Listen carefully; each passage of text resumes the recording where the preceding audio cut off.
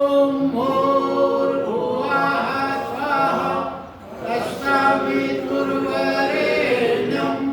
भर्गो देवस्य धीमहि धियो यो न प्रचोदयात्।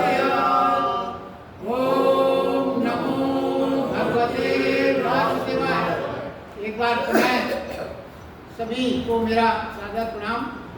जैसा आप जानते हैं, हम भगवद गीता के ज्ञान कर्म संन्यास योग चौथे अध्याय में निरंतर कुछ विशेष तथ्यों का, कुछ विशेष संदेशों का, कुछ विशेष सूत्रों का विवेचन करते हैं।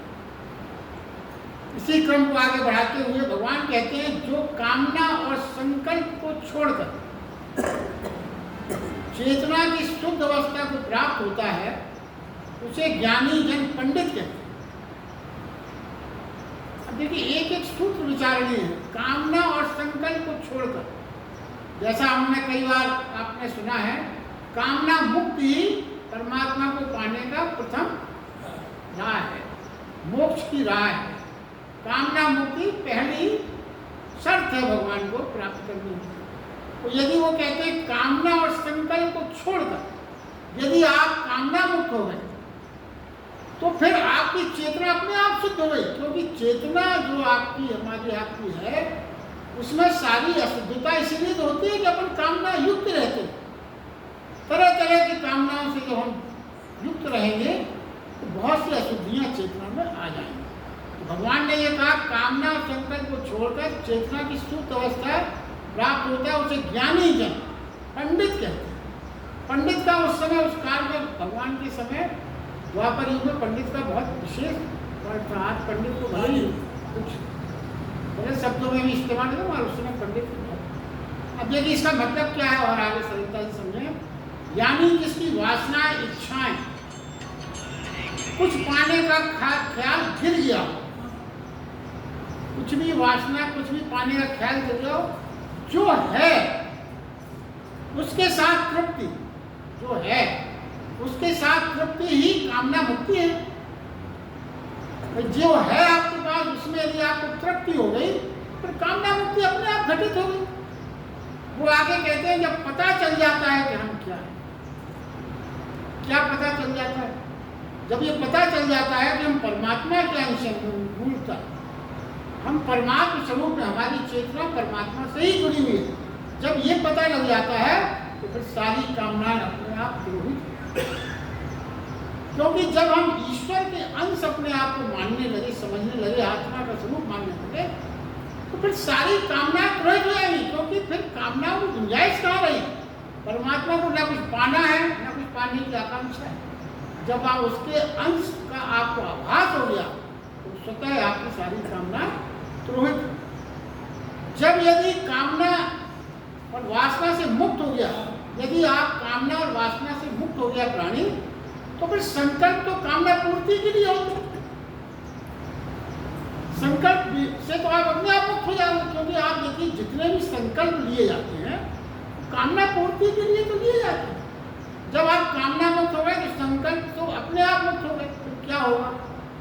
आपकी मनस्थिति कैसी होगी अगर ऐसा घटित हो गया? जब हृदय हो जाए मौन, शांत, वासना हो संकल्प रिक्त, तो क्या होगा? उस भक्त के छोटे से हृदय में ही, देखिए छोटे से हृदय में ही शब्द दिया गया, छोटे से हृदय में भगवान की विराट असीम चेतना समाहित हो जाती है। जब आपका कामना मुक्त हुए, तो आपके छोटे से हृदय में भगवान की विराट चेतना समाहित हो जाती है, और फिर संपूर्ण ज्ञान प्रतिफलित हो जाता है। इससे बड़ा ज्ञान कोई नहीं बताएगा। सारा ज्ञान अपने आप प्रतिफलित हो जाता है। देखिए फिर क्या होगा? ऐसे व्यक्ति की पहचान क्या है? भगवद गीता में एक एक शब्द का और एक एक वाक्य का बहुत विशेष है।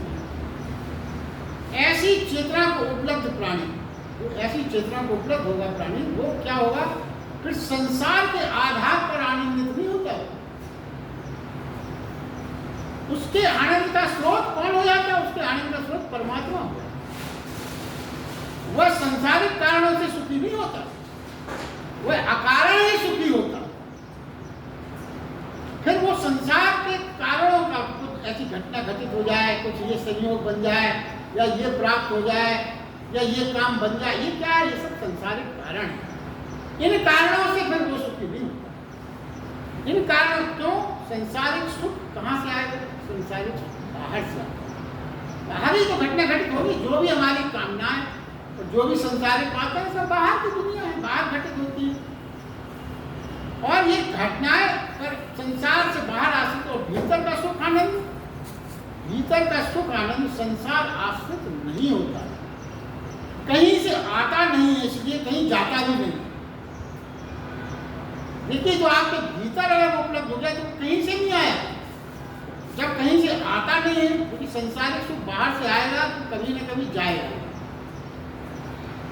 तो जब कोई आपका भीतर का सुख जब कहीं से आता नहीं है, कहीं से जाता भी नहीं है, तो कहीं खोता भी नहीं है।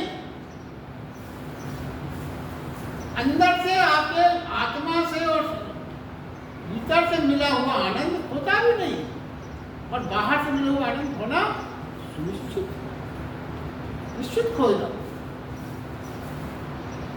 और अगर आप सोचते हैं जब नहीं खोने देंगे तो मृत्यु तो कोई आपकी छीनी नहीं, कहाँ तक आप उसको समेट के रखेंगे? ठीक है, आप कह सकते हो नहीं नहीं होगा, नहीं छीना, वो तो छीनना कैसे रोक सकते हैं आप? क्यों क्यों नहीं होता? क्योंकि ब्रह्म क्षण भंगुर नहीं है। ब्रह्म क्षण भंगुर नहीं है, संसार क्षण भंगुर। और जो सुख आपको ब्रह्म से प्राप्त हुआ वो क्षण भंगुर नहीं है, वो स्थायी है। उसका आनंद कैसा है? उसका आनंद शाश्वत। अब कारण देखिए क्या है, और देखिए बड़ा स्पष्ट है। ये कोई ऐसी चीज नहीं जो हमने आपने अनुभव नहीं किया। अब कारण कब नाचने लगे, कब गाने लगे, कब आंसू बहाने लगे, स्रोत भीतर। संत महात्मा होते हैं जो भगवान में डूबे रहते हैं, कब उनकी आंसू निकलने लगे, कब वो नाचने लगे, कब वो गाने लगे, कुछ समझ में नहीं सकते हमारा। क्यों? क्योंकि वो स्रोत भीतर है, भीतर से कार्य है। यह जो कर्म के बीच में अकर्म की स्थिति है, बड़े जतन व होश से साक्षी भाव की है। देखिए कर्म के बीच में अकर्म की स्थिति। अब चूंकि अपन गीता 2 साल हो गए तो अब थोड़ा सा अपन ने अपग्रेड किया है। कर्म के बीच में अकर्म की स्थिति क्या मतलब हुआ? कर्म और अकर्म तो अपन अलग अलग मान सकते हैं। पिछली बार भी अपन ने इसको समझा था। यदि आपके अंदर कर्तापन का भाव नहीं है तो कर्म करते हुए भी आपकी स्थिति अकर्म की मानी जाएगी।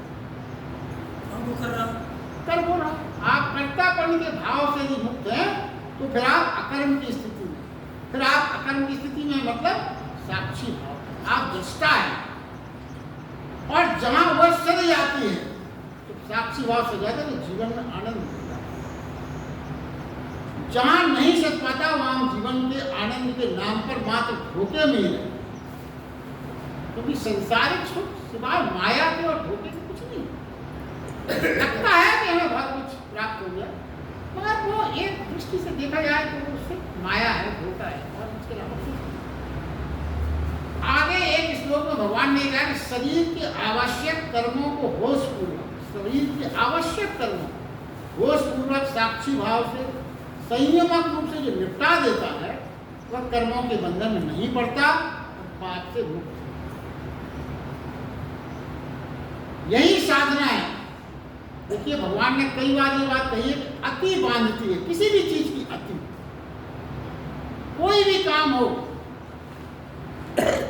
बहुत अधिक भोजन करना अति करना और बहुत बिल्कुल भूखे मरना, दोनों अतियां हैं। भगवान दोनों चीजों को सही नहीं मानते। कृष्ण भगवान ने हमेशा क्या कहा? मध्य में रहो, उतना ही भोजन करो जितना शरीर के लिए आवश्यक है, संयमक भोजन होना चाहिए। तो ऐसे ही जीवन में हर चीज में मध्य, यदि मध्य का हमें समझ में आ जाए, मध्य ही मुक्ति है। जीवन यदि आप मध्य में पहुंच सके, मध्य में ऊपर देखिए, मध्य में कौन रह सकता है? सरल नहीं है मध्य में रह पाना। मध्य में वही रह सकता है जो पूर्ण होश में सर्वदा रहे, पूर्ण होश में। क्योंकि अति आपको खींचती है, अति हमेशा आपको खींचेगी, और या आप किसी चीज को अति में छोड़ोगे वो अहंकार बस छोड़ो। तो आपको ये लगेगा कांटों में लेटा भूखे रहना, ये करना, हमारा समाज में मान बढ़ेगा। भूख अहंकार की होती, दोनों आती हैं। तो अहंकार के कारण यदि आप कुछ त्याग कर रहे हैं वो भी अति में आएगा, और यदि आप लालच और कामना और उसके संसार में सूद होकर कुछ ज्यादा कर रहे हैं वो भी अति में आएगा। भगवान कहते हैं इसलिए होश में रहो कि क्या सही है क्या गलत है। ऐसा प्राणी जिसने छोड़ी आशा आकांक्षा भविष्य की फलस्पृहा, छोड़ा जिसने अभिमान, और जो सबसे बड़ी बात यह है दूसरों के नेत्र में प्रतिबिंब देखने का मोह जिसने छोड़ा। आप देखिए छोटा सा वाक्य, मगर आप जरा अपने जीवन में सच्चाई से देखें, हम सर्वदा दूसरों के नेत्रों में अपना प्रतिबिंब देखने का मोह नहीं त्याग पाते। हमेशा ही सोचते हैं ये हमारे बारे में क्या सोच रहा है, हमारा प्रभाव पड़ रहा है कि नहीं पड़ रहा, हमारी बुद्धिमत्ता से ये प्रभावित हो रहा है या नहीं हो रहा है। अरे इसी में तो हमारा सारा दिनचर्या कट जाता है। कुछ हमने बोला, कुछ हमने किया, कुछ हमने खरीदा, कुछ हमने घर सजाया, हमेशा हमारे ये रहता है कि उसकी आंखों में पढ़ में क्या है इसका विरोध। इस मोह से जो मुक्त हो जाए, देखिए हमारी छोटी छोटी बातें जीवन में शांति के लिए कितनी आवश्यक है। यदि आप यदि हम दूसरों की आंखों में पढ़ने की मोह से मुक्त हो जाए तो आपका चित्त शांति का एक बहुत बड़ा रास्ता अपने आप खुल गया। फिर कैसा होगा जीवन? जब भूख लगी तो भोजन कर लिया, जब नींद आई तो सो गए, जब सर्दी लगी तो वस्त्र पहन ली, जब गर्मी लगी तो वस्त्र कम कर लिया। संतों और सामान्य प्राणी में अंतर यही है, वह उतना ही करते हैं जो जरूरी है, अनिवार्य और सम्यक। इतना ही फर्क है संत और सामान्य प्राणी में, इतना ही फर्क है। वो उतना ही करते हैं जितना आवश्यक, उसके आगे कुछ। और जो प्राणी हमारे ऐसे आप संसारिक प्राणी है वो कभी अपने किए से संतुष्ट नहीं करता, तो संतुष्ट। श्री कृष्ण कहते हैं पृथकता का बोध ही साक्षी भाव है। पृथकता का बोध, कोई भी शब्द ऐसे मत समझे। पृथकता का बोध से क्या मतलब है? पृथकता का बोध का मतलब यह है कि जब हम ये समझ जाएं कि हम शरीर नहीं है, शरीर अलग है और हम अलग, यही पृथकता का बोध करता है। जब ये पृथकता का बोध ही साक्षी भाव, यही साक्षी भाव है। जब आप अपने शरीर को और घटित होने वाली घटनाएं के शरीर में उससे खुद को नहीं जोड़ रहे, साक्षी भाव से देख रहे हैं, तो आप साक्षी भाव है। ये अगर भाव हो गए तो आप द्वंद्वातीत हो जाएंगे, संसार के सारे द्वंद्वों से आप मुक्ति महसूस करेंगे। देखिए क्या है, प्राणी का एक स्वभाव है, जो मिला है उससे असंतुष्ट होना, जो नहीं मिला है वही सार्थक प्रतीत होना, ये प्राणी का स्वभाव है। क्या? जो मिला उससे असंतुष्ट होना, और जो नहीं मिला वही सार्थक लगता है, जो नहीं मिला वही सार्थक है, जो मिल गया वो उससे हम असंतुष्ट हो जाते हैं। शरीर के हजारों सुख हमें परमात्मा ने दिए। जरा विचार करिए, हम और आप यहाँ बैठे हैं तो परमात्मा ने हमको हजारों सुख दिए, खाने पीने, घर गृहस्थी, परिवार से क्या नहीं दिया परमात्मा ने। अरे हवा दी, सांस दी, रक्त में संचालित सब तो दिया परमात्मा ने, कौन सी चीज नहीं दी। मगर हमने क्या है, हमारा स्वभाव, हम परमात्मा ने क्या दिया? असंख्य चीजें दी, हजारों चीजें दी, हजारों दिए, उसके लिए हम परमात्मा को कभी धन्यवाद नहीं देते। छोटा सा कांटा यदि हमको लग जाए तो शिकायत करना है, छोटा सा कष्ट आ जाए, कांटे लगने का मतलब छोटी सी परेशानी आ जाए, सब बेकार है, ध्यान ही नहीं दे रहा परमात्मा को, हमारे तो दुष्ट है, पड़ोसियों का ध्यान रख रहा है, हमारा कोई ध्यान नहीं रख रहा है। मतलब हजारों सुख आपको हमें दिए है परमात्मा ने, उसकी तरफ हम बिल्कुल कोई धन्यवाद कभी नहीं देंगे। जरा सा कांटा लगा कि हम शिकायत करने को खड़े जाते हैं। यही प्रवृत्ति जो है, यही प्रवृत्ति मनुष्य की चिंतन से बदलना, ये भगवान इसी प्रवृत्ति को बदलना। भगवान के प्रति धन्यवाद का भाव हमेशा रखने से आपको बड़ी शक्ति मिलती है, बड़ी ताकत मिलती है। किसी की भी आप जरा सोचिए, आपके कोई रिश्तेदार या आपका कोई परिचित किसी बड़े पद पे आया, भले आपको उससे कोई काम नहीं पड़े, मगर वो है, इसका सोचिए आपको ताकत देता है। हो गया आ गया, कलेक्टर आपको कोई काम नहीं, मतलब भाव क्यों? तो ये तो अपना, और अगर इस चिंतन को आप परमात्मा से अपने आप को जोड़ सकें तो परमात्मा की हमारे ऊपर असीम कृपा है, तो कितनी शक्ति। जबकि परमात्मा लड़ाई थे कि आप उसको जोड़ लो अपने से, हम न काटते, हम सिर्फ परमात्मा को शिकायत करने वाला या कुछ चीजें उपलब्ध कराने का माल खाना समझते हैं, ये मिल जाए ये मिल जाए, अपन समझते हैं कि उसके पास कई चीजें हैं, हम उससे झटक लें क्या कैसे झटक, इससे ज़्यादा सच्चे मन से समझे तो परमात्मा इससे ज़्यादा हमें हमारे साधन को प्राप्त प्रदान करने का एकमात्र साधन है वो, इसके अतिरिक्त हम भगवान को कुछ नहीं करते।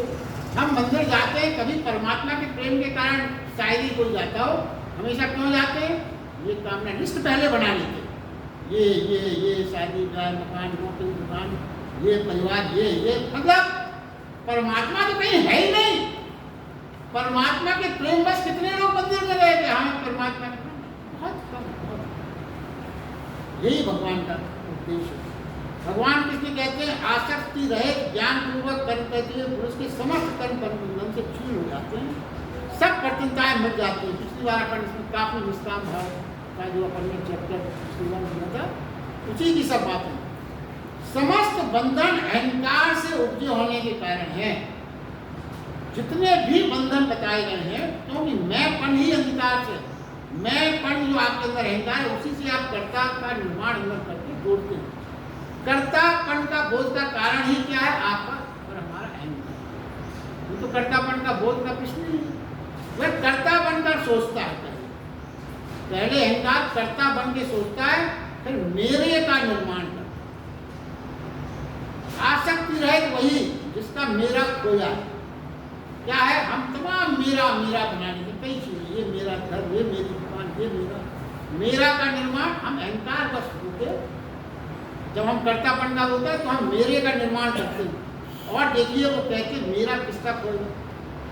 मेरा उसी का खोएगा जिसका मैं खोया।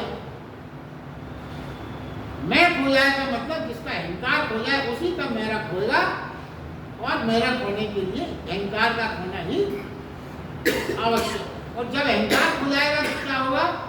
फिर मनुष्य शून्य प्राणी की तरह जीता है, और यदि शून्य प्राणी की तरह जिया हो तो क्या होगा? फिर जीवन यज्ञ। जब अहंकार रहे जीवन ही यज्ञ रूप में हो जाता है, पूर्णता बंधन रह जाता है। मैं के पूर्ण विलोपन पर ही ब्रह्म के दर्शन होने लगते। देखिए, यज्ञ रूपी जीवन का मतलब परमार्थ जीवन, परमार्थ हितों के लिए, सर्वजन हिताय के लिए किए गए कार्य ही यज्ञ है। यज्ञ से इसका मतलब वो नहीं है जो अपन ज्यादातर समझते हैं। ऐसे साधक को क्या होगा? यज्ञ में, हवन में, अग्नि में, आहुति में, हवन करने वाले में, मंत्र उद्बोधित करने वाले में, सब में ब्रह्म दिखाई पड़े। सब में ब्रह्म दिखाई पड़ने लगता है। सब कुछ जो कुछ भी घटित हो रहा है सब ब्रह्म, सब ब्रह्म के लिए। और देखिए, जिन संतों ने, ऋषियों ने, ये बहुत महत्वपूर्ण बात है जो आगे भगवान बता रहे हैं, इससे बड़े बड़े भ्रम दूर हो जाएंगे हमारे सबसे।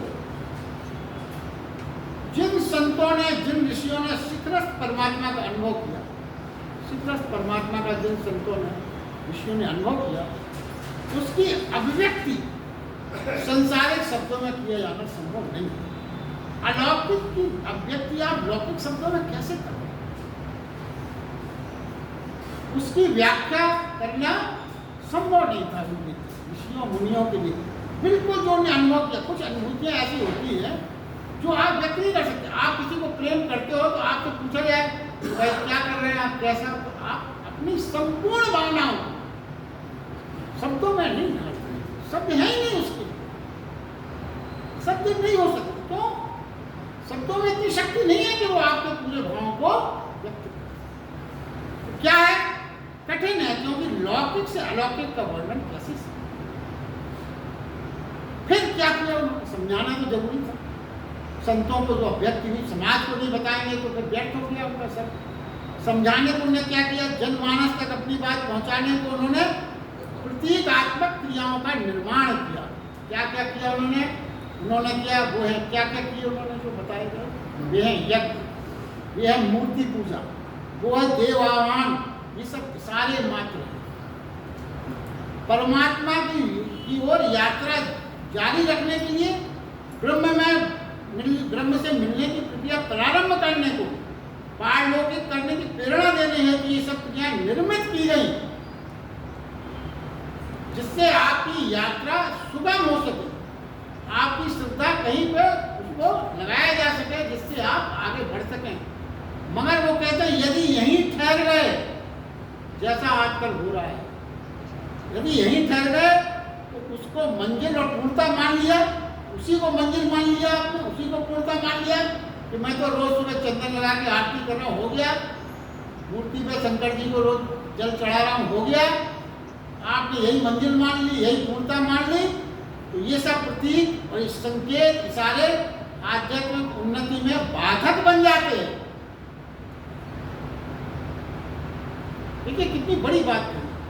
अपन सोचते हैं ये सब अपन करें, अगर आपने उसको पूर्णता मान लिया, आपने ये मान लिया तो हो गया काम, पा गए, मंजिल पूरी हो गई, तो फिर आपकी जो असली आध्यात्मिक उन्नयन के लिए जो इशारे ऋषि मुनियों द्वारा बताए गए थे, वहाँ उस यात्रा में वो बाधा हो गए थे।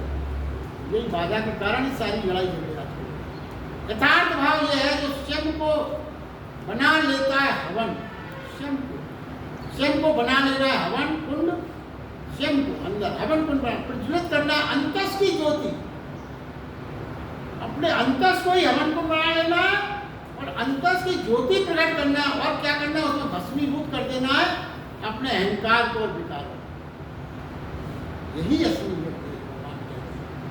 विकारों की आहुति रूप में उसे समर्पित करते हुए करना है, यही यज्ञ का अंतिम सत्य है।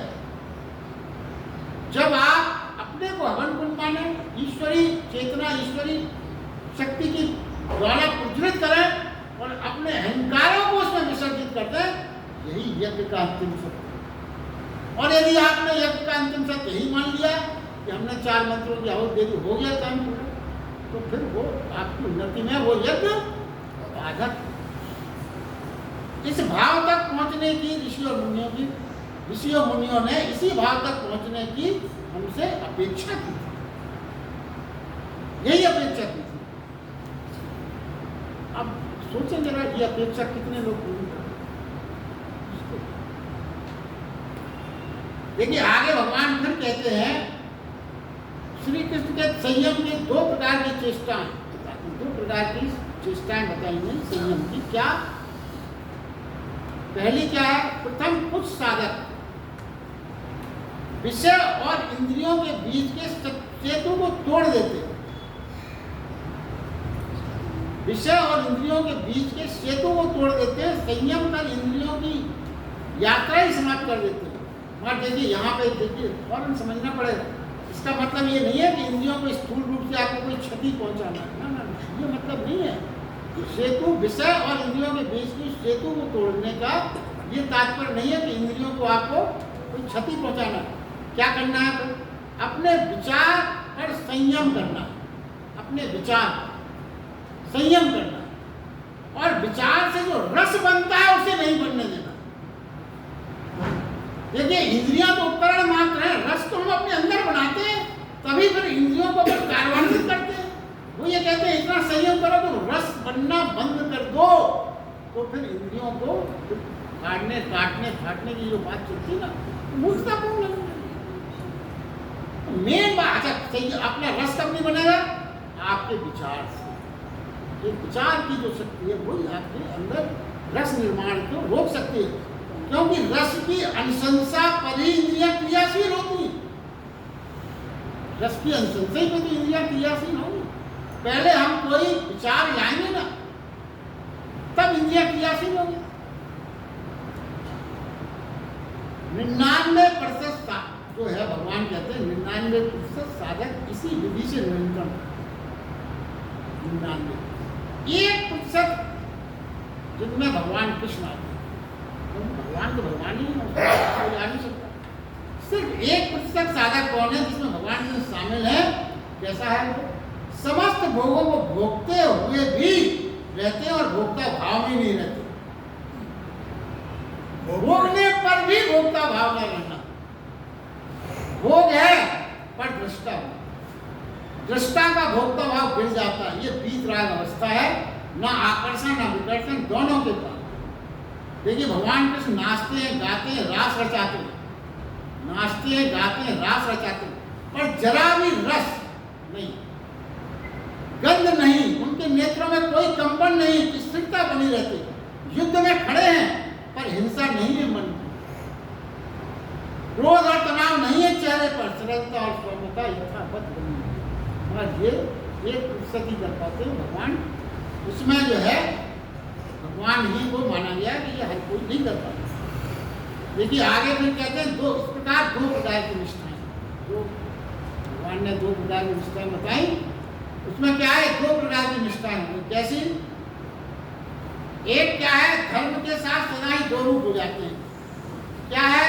पहली क्या है, ज्ञानी के लिए जानना ही करना है। ज्ञानी जो होगा, ज्ञान मार्ग है, उसके लिए जान लिया बस वही करना है। और योगी ज्ञान मार्ग और योग मार्ग दो मार्ग बताए, दो निष्ठा। तो ज्ञानी के लिए जानना ही करना, योगी के लिए करना ही जानना। एक है ज्ञानामुख, दूसरा है कर्मामुख। योगी का मार्ग क्या है? योगी के मार्ग में क्या होगा? भजन पूजन आसन प्राणायाम। भजन पूजन आसन प्राणायाम ये किसके मार्ग है? योगी के मार्ग, योग मार्ग। ज्ञानी के मार्ग क्या है? ज्ञानी के मार्ग में ध्यान समाधि कुछ ना करना। ये मुख्यतः किसका मार्ग है? ये मार्ग है ज्ञानी। देखिए मार्ग तो अलग अलग है, दोनों अलग अलग है मार्ग, मंजिल एक है। हर मार्ग पर अलग अलग घटनाएं घटती हैं। पहाड़ की चोटी पर पहुंचने के दो मार्ग हैं, ऐसा समझना। एक है फूलों से भरपूर और एक है पत्थरों और कांटों से भरा। शिखर पर मगर कोई अंतर नहीं पड़ता। आप किस मार्ग से आए, वहां से पहुंचे, यहां से पहुंचे, बात एक ही है। शिखर पर पहुंचने के बाद कोई मतलब नहीं कि आप किस मार्ग से आए। मंजिल पर आप पहुंच गए, पर इससे मतलब नहीं है कि आप काय से आए थे, बस से आए थे, कि ट्रेन से आए थे, हवाई जहाज से आए थे। आप पहुंच गए, बस इतना ही पर्याप्त है। मगर मार्ग को बताया, ज्ञान का मार्ग कांटों से भरा हुआ है, ज्ञान का मार्ग कठिन, और जो योग का मार्ग है वो फूलों से भरा है, साधना भजन। योगी कर्म क्रिया अभ्यास से पहुंचते हैं, योगी कर्म क्रिया अभ्यास से पहुंचते हैं, ज्ञानी अकर्म अक्रिया अनाभ्यास से। ये जो है ये फर्क मुख्य रूप से है। बाहर की अग्नि में हम अपनी प्रीतिकर चीजों को हवन कर सकते हैं। बाहर हम अग्नि जलाते हैं, उसमें जो हमें प्रीतिकर चीजें हैं उनका हवन आप कर सकते हैं। सूत्र रूप में बाह्य अग्नि में इंद्रियों को नहीं, इंद्रियों के विषयों को ही हवन किया जाता है। इंद्रियां नहीं चढ़ाई जाती। ये समझ लें प्रत्येक इंद्रियों के सूक्ष्म तंतु होते हैं। प्रत्येक इंद्रियों के एक सूक्ष्म तंतु है। वैज्ञानिक विषय सहमत है, सूक्ष्म तंतु को अलग कर दिया जाए तो फिर इंद्रियां व्यर्थ हो जाती। तो सूक्ष्म तंतु क्या है? यही जो विचार से निर्मित करके जो हम तंतु एक सेतु बनाते हैं, विचार का और इंद्रियों के बीच में जो एक सेतु का निर्माण करते हैं, यदि वो सेतु टूट जाए, सेतु कब टूट जाएगा? जब हम विचारों का रस इंद्रियों तक न पहुंचाएं, हमारे विचार शुद्ध।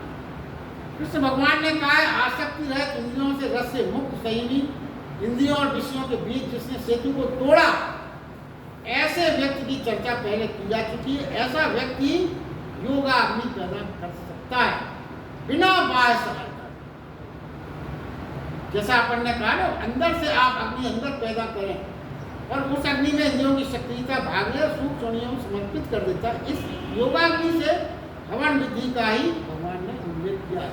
जब बिना बाहर की अग्नि के हम परमात्मा की अग्नि को अंदर पैदा करें और उसमें अपने समस्त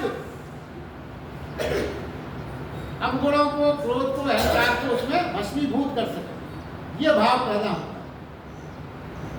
आगे भगवान ने ये कहा है अज्ञानी न स्वयं को जानता है न ही परमात्मा को जानता है। इसको भगवान ने क्या कहा? अज्ञानी न स्वयं को जानता है न परमात्मा, न उसे पता है परमात्मा को क्या भेंट करना है। भाई देखिए, जैसे ही अज्ञानी और ज्ञानी की बात आती है ना, सबसे पहले क्या भाव आता है? तो ज्ञानी है, ज्ञानी की चर्चा हो रही होगी, कोई और होगा, यही भाव आता है। तो बड़ा स्पष्ट है, देखिए ईमानदारी से बात करें, सोचें। हम अज्ञानी ज्ञानी की बात करते हैं, अपन पर नहीं सोचते हैं कोई अज्ञानी अगल बगल होगा, कोई हमको पूर्ण ज्ञान नहीं। आगे मगर भगवान क्या कहते हैं? अज्ञानी को क्या पता कि परमात्मा को क्या भेंट करना है, ये नहीं पता जिसको, वो अज्ञानी। क्यों? परमात्मा को वही भेंट करता है जो उसे रुचिकर है या संसार के जैसे मूलवान, वही तो परमात्मा को हम और आप भेंट करते हैं। क्या? धन, संपदा, सोना, चांदी, रुचिकर भोजन, यही भेंट करते हैं। बड़ा गर्व महसूस करते हैं, हमने आज 56 भोजन, हमने आज सोने का मुकुट, हमने आज चांदी का ये इतना धन, इतना राशि हमने परमेश्वर को भेंट की, इसमें बड़ा हम गौरव गर्व मानते। फिर भगवान कहते हैं कि ये सब चीजें तो मेरी बनाई हुई है, मैंने ही संसार में प्रकट की, मेरी चीज मुझी को भेंट कर रहा है तू, और अपने आप को बड़ा गर्व महसूस कर रहा है। मैंने ही तो सब संसार में उपलब्ध कराया। आप किसी की शादी की पार्टी में उसी ने कभी जो आपको भेंट किया वो आप दोबारा भेंट करते तो कैसा असहज वातावरण लगे। सोचें जरा, तो प्रभु को समर्पण फिर क्या करना है? प्रभु कहते हैं सिर्फ एक चीज है जो तूने समर्पित की है, वो क्या है? अपना अहंकार। उस अहंकार को अपने द्वारा अर्जित चीज को समर्पित कर, मेरे द्वारा प्रदत्त चीजों को मुझी को समर्पण कर दिया, और खुद अपने उस अहंकार की पुष्टि भी करता चलता है। जिस अहंकार को मैं सोचता हूं कि तुम इस अहंकार को मुझे समर्पित कर, मेरी चीजों को मुझे समर्पित करके अपने उस अहंकार की पुष्टि भी कर रहा है। जबकि मैं क्या चाहता हूं? जो अहंकार तूने स्वार्जित किया है उसको तू मुझे समर्पित कर सकता। इंद्रियों से जुड़े तो संसार, और इंद्रियों से छूटे तो परमात्मा। इंद्रियों से जुड़े तो संसार, और इंद्रियों से छूटे तो परमात्मा। यात्रा की दिशा परिवर्तन करना है बस। क्या है? यानी पीठ कर दे इंद्रियों की तरफ और मुख कर दे परमात्मा की। यहीं पे यात्रा संपन्न होने परमात्मा ही बसता है, अन्य कुछ नहीं बसता। यह समर्पण सत्य है, बाकी सब धोखा है। यही समर्पण सत्य है। यदि आप अहंकार को समर्पित कर रहे हैं, यही समर्पण सत्य है। बाकी जो सारा समर्पण आप कर रहे हो मात्र धोखा है। हम खिलौना पकड़ाकर परमात्मा को फुसलाना चाहते हैं। तो परमात्मा कोई बच्चा है क्या? आप खिलौना पकड़ा के परमात्मा को फुसलाना चाहते हैं, उसकी वस्तुएं उसे ही भेंट कर देते हैं। ज्ञानी हुआ है, देखिए बहुत गहरी बात कह रहे हैं भगवान। ज्ञानी हुआ है जो मृत्यु के समय छीना जाता है, छुड़ाया जाता है, वो सब पहले ही परमात्मा को अर्पण कर, वो है ज्ञान। तो छीना जाता है, मृत्यु के समय छूट जाता है, छुड़ाया जाता है, वो सब पहले ही परमात्मा को अर्पण कर देता है, आहुति कर देता है, तभी प्रार्थना पहुंचती है। ये करने पे प्रार्थना पहुंचती है। फिर तो आपकी प्रार्थना क्या, भगवान के पास आपको नहीं जाना पड़ेगा, भगवान चल के आपके पास आएगा। कहना नहीं पड़ेगा, बिना कहे आपकी समीक्षा तो उसके लिए पात्रता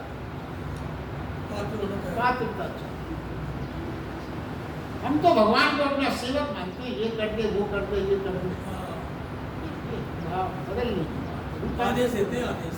यही है यज्ञ, हवन हो, यही है, से सब होता है। कृष्ण भगवान कहते हैं ऐसा जो कर पाता है वही परम सत्य, परम आनंद, परम आशीष को उपलब्ध। चलिए आज के लिए बस इतना ही।